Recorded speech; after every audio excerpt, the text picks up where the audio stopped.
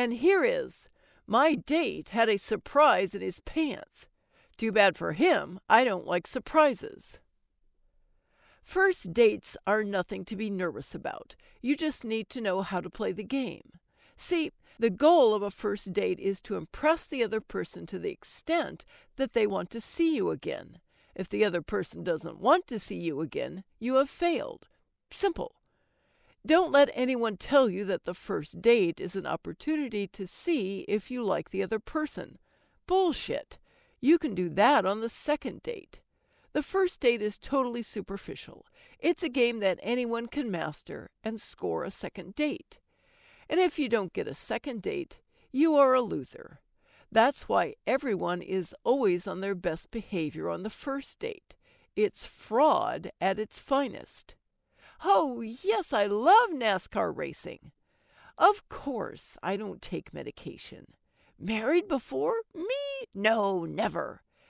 Getting to the truth is for later. It gives you something to deal with around date 7 and beyond. I met Ryan on the internet on one of those dating websites where everyone has a profile. He waved at me. From his profile, I could tell that Ryan had paid for his membership for the dating site, which was a good sign. Paying for a membership meant that he wasn't cheap and had a credit card with at least $4.99 available on it.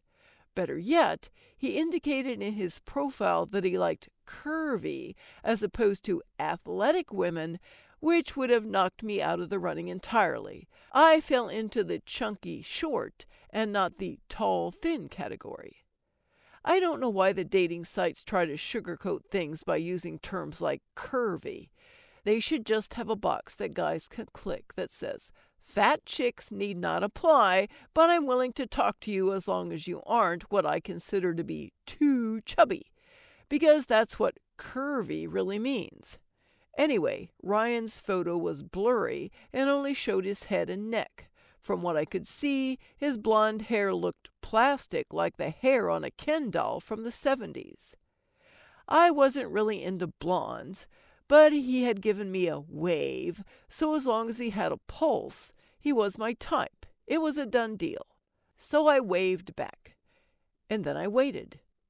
Let the games begin. I was checking every 5 seconds for a message from Ryan. No response.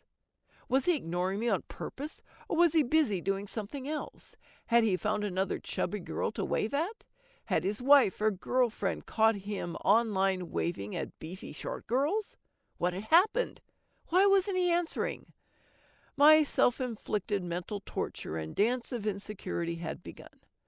Why did I do this to myself?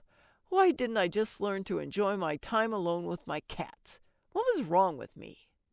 After about 2 weeks of texting and emailing with Ryan and an occasional phone call, we decided to meet. Instead of the usual date where you go to a restaurant, he invited me to his place. I knew that probably wasn't the safest thing to do, but he seemed normal, and I had Googled him, and everything he had told me about himself was true, according to Google. So I figured that meant he was safe and relatively normal. I put on my cutest outfit and I was ready to go. Before heading out the door to meet Ryan, I took a piece of paper and wrote a note that said, "I went to Ryan's house." I included his last name, address, phone number, and email address. I also put the date and time I left my house and stuck it in my refrigerator with a magnet from the local pizza place. I figured if I came up missing, at least my family and the authorities would know where to start looking for me. See, horniness and the quest for companionship do strange things to your brain and judgment. My bad judgment was at its peak, and my brain was between my legs. I figured this first date with Ryan could be the beginning of many dates to follow in a great future. I was optimistic.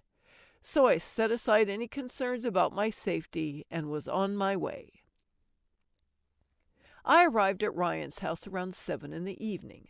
Our plan was to eat, order in Thai food, and watch a movie on cable that we had talked about. It would be a lovely evening. I didn't plan beyond that point, other than the unopened box of condoms in my purse, just in case. Ryan had a really nice house in a really nice subdivision. His sandy blonde hair was tousled and not plastic-like at all. He gave me a welcoming hug when I came in. He was warm and friendly. As for his really nice house in the really nice subdivision, let's just say that the decor was on the minimalistic side. Couch, lazy boy, coffee table, giant TV, and a little wobbly TV stand. That was pretty much it. But that's okay. Furniture and personal touches can be acquired over time.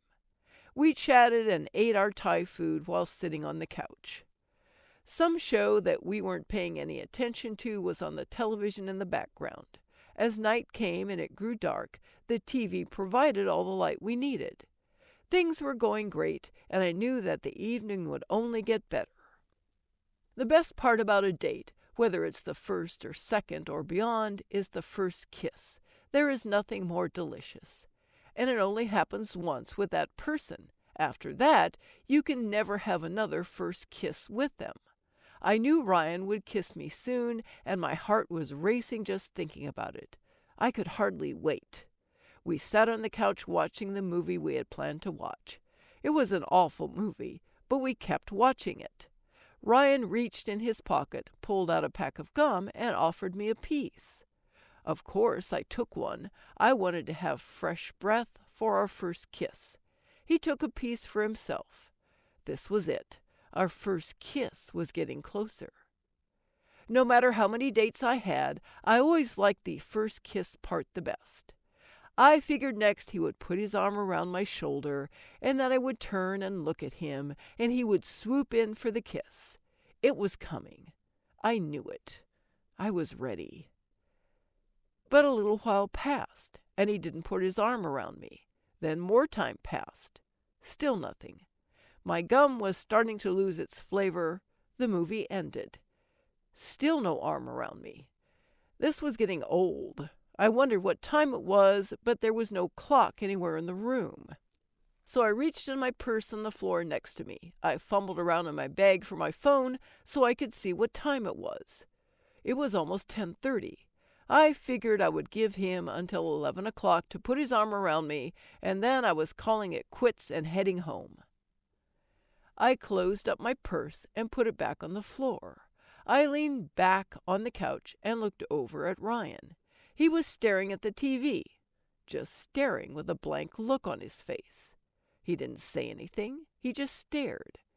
Before I could ask him if something was wrong, I saw it. There it was. He had unzipped his pants, and there it was. It was just standing there and staring at me, just like its owner was staring at the TV. I gasped and jumped off the couch. As I started to back away from the couch and away from it, I tripped over my purse and nearly fell. Fortunately, I caught myself. I grabbed my purse and stumbled around in the dimly lit room, trying to get my bearings and figure out where the front door was. Ryan was still staring at the television. I managed to find the front door, walked out, and drove away. I got home a little after 11. On my way home, I made a quick stop at the 24-hour corner store for 2 half-gallons of cookies and cream ice cream. After my evening with Ryan and his special friend, I needed a serious binge. I went into the kitchen to get a spoon so that I could start eating my ice cream and begin to feel the emptiness and disappointment inside me. I noticed the note I had left with Ryan's contact information on the refrigerator. At least I made it home, I thought. Ryan didn't play by the same dating rules that I did. He didn't see the first date as an opportunity to be on your best behavior so that you could impress your date and win a second date. That wasn't how he operated. Instead, Ryan opted to show his true colors and let it all hang out. Literally. Then I thought for a while, maybe Ryan was onto something. Maybe it was best to just let your freak flag fly and be your authentic self. Whatever Ryan was thinking, I would never know.